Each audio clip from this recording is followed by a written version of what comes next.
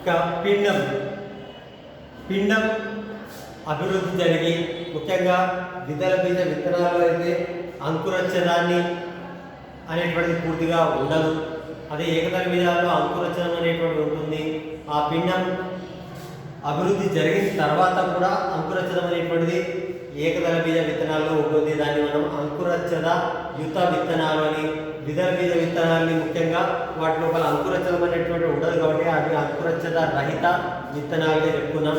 అయితే ఇక్కడ ద్విదళ బీజ ఏకదళ బీజాల లోపల మనకు అంకురచ్చదం ఉన్నా లేకపోయినా ఇతర సంఘటనలు మనకు ఒకే రకంగా అభివృద్ధి జరుగుతాయని చెప్పుకోవచ్చు. అయితే ద్విదళ బీజ విత్తనాల్లో అయితే ద్విదళ బీజ మొక్కల్లో అయితే పిండం అభివృద్ధి లోపల 2 బీజదళాలు ఏర్పడతాయి. ఏకదళ బీజ విత్తనాల్లో అయితే మనకు పిండం అనేటువంటిది ఒకే ఒక బీజదళాన్ని ఏర్పరుస్తుంది.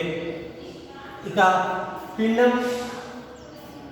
కణం అనేటువంటిది అభివృద్ధి జరుగుతూ 2 బీజదళాలు కలిగి ఉంటుంది. వీటి లోపల ఉపరితల భాగాన్ని, బీజదళాల యొక్క కొన భాగాన్ని ఉపరి బీజదళం అంటాం. ఈ ఉపరి బీజదళంలో ఉండేటువంటి బీజదళంలో ప్రథమ కాండం అనేటువంటిది ఏర్పడుతుంది. అక్కడ నుంచి ప్రథమ కాండం అనేటువంటి అభివృద్ధి చెంది మనకు కాండాన్ని ఏర్పరిచేది గాను, అదేవిధంగా మనకు ఉబ్బెత్తుగా పెద్దదిగా విస్తరించినటువంటి ఆ బీజదళాన్ని మనం అదో బీజదళము అంటాం. ఉపరి అదో బీజదళము అంటాం. ఇంకా ఈ బీజదళాల చివరన మనకు ఇక్కడ బీజదళాలు అనేటువంటి 2గా చీలి ఉంటాయి. ద్విదళ బీజాల్లో అయితే 2 బీజాలు ఉంటాయి. ద్విదళ బీజ మొక్కల లోపల పిండం.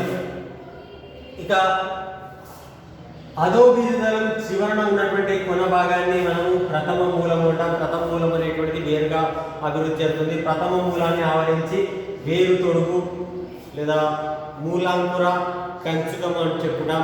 వేరు తొడుగు అనేటువంటిది ఏర్పడుతుంది. ఇక ఇందులో అంకురచ్చదం అనేటువంటిది విస్తరించి ఉండదు. కానీ ఏకదళ బీజ విత్తనాల లోపల మనం గమనిస్తే ఇక్కడ పిండానికి ఒక పక్కగా ఒక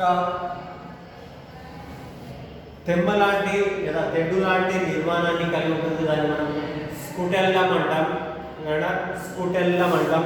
అంటే పిండానికి అంకురచ్చదం అనేటువంటిది ఇది గమనిస్తే పిండంలో ఒకే ఒక బీజదళం ఉంటుంది. అందులో ఉపరితల భాగాల లోపల ప్రకాండపు కొన లేదా ప్రథమ కాండం అనేటువంటిది ఏర్పడి దాన్ని ఆవరించి ప్రాంకుర కంచుకం అనేటువంటిది ఉంటుంది. అదే క్రింది భాగం లోపల మనకు ప్రథమ మూలం అనేటువంటిది ఉంటుంది. దాన్ని ఆవరించి మూలాంకుర కంచుకము లేదా వేరు తొడుగు అనేటువంటిది ఉండి దానిపైన మూలాంకుర కంచుకం అనేటువంటిది విస్తరించి ఉంటుంది. అయితే ఇక్కడ పిండము మరియు ఇందులోనే మనకు అంకురచ్చదం కూడా ఉంటుంది. అంకురచ్చదము పిండాన్ని వేరుపరుస్తూ మనకు అల్యూరాన్ పొర మనకు విస్తరించి ఉంటుంది. అయితే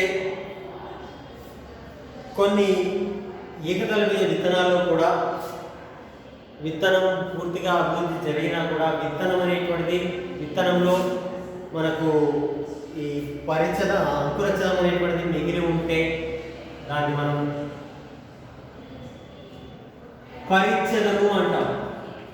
పరిచ్ఛేదము అనే దానికి ఎగ్జాంపుల్గా మనకు మిరియాలు తీసుకోండి.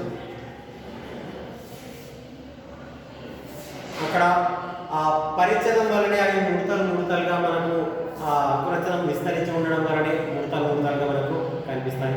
ఇది మనకు పిండం. ఏకదళ బీజాల లోపల ద్విదళ బీజాల లోపల పిండము, స్ఫుటలను,